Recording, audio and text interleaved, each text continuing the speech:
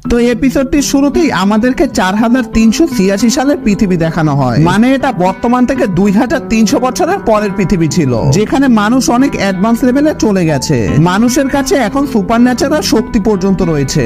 মানুষ তাদের বিলাসিতার জন্য প্রযুক্তিকে একেবারে অন্য লেভেলে নিয়ে গিয়েছিল। কিন্তু কথা আছে না, যেখানে আলো থাকবে সেখানে আপনি ছায়ার দেখাও পাবেন। ঠিক তেমনি মানুষের এই শক্তির ভেতরেও কিছু ডেমন রয়েছে, যেগুলো সবার ঘুম হারাম করে রেখেছিল।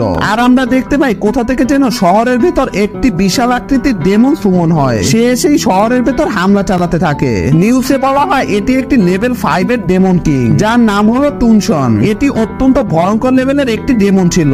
তখনই সেই ডেমনটিকে আটকানোর জন্য সেখানে কিছু হিরো চলে আসে, যারা একসাথে তাদের সুপার ন্যাচারাল পাওয়ার দিয়ে ডেমনটির উপর অ্যাটাক করে। কিন্তু এতে সেই ডেমনটির তো কিছু হয়ই না, বরং সে হিরোদের উপরই অ্যাটাক করে দেয়। এর ফলে সব হিরোরা ছড়িয়ে ছিটিয়ে পড়ে। তখনই একটি হিরো নিচে একটি বাচ্চাকে দেখতে পায়, যে দাঁড়িয়ে দাঁড়িয়ে চিপস খাচ্ছিল।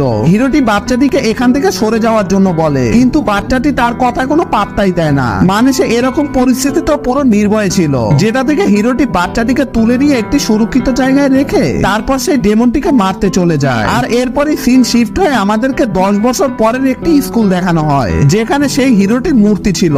আর এখানে আমাদেরকে বলা হয় এই হিরোটি একাই সেই টুনশন ডেমনটিকে হারিয়ে এই পুরো শহরকে বাঁচিয়েছিল।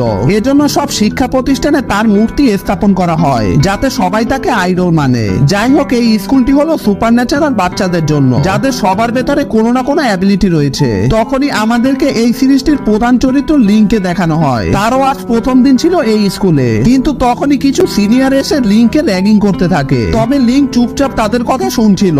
আর এটা দেখে একজন সেই সিনিয়রদের উপর অ্যাটাক করে দেয়। যেই মেয়েটি তাদের উপর অ্যাটাকটি করেছে তাকে দেখে সেখানে থাকা সবাই অনেক অবাক হয়ে যায়, কারণ এই মেয়েটি অনেক ফেমাস একটি অ্যাসোসিয়েশনের মেম্বার ছিল। এনার নাম হলো সান রং। আমরা এনাকে এই সিরিজে সান বলেই ডাকবো। তো সানের ভয়ে সেই র্যাগিং করা ব্যক্তিগুলো পালিয়ে যায়। সান লিং এর দিকে হাত বাড়িয়ে বলে, আমি যেহেতু এই স্কুলেই পড়বো, তাই এখন থেকে আমি তোমাদের মতো দুর্বলদের সাহায্য করব। সানের মন মানসিকতা দেখে তো সেখানে থাকা সবাই অনেক ইমপ্রেসড হয়ে যায়। কিন্তু আমাদের লিং সানের হাতে 10 টাকা ধরিয়ে দিয়ে বলে, আমাকে সাহায্য করার জন্য ধন্যবাদ। মানে ভাই, সবার সামনে মেয়েটির প্রেস্টিজ পাংচার করে দিল।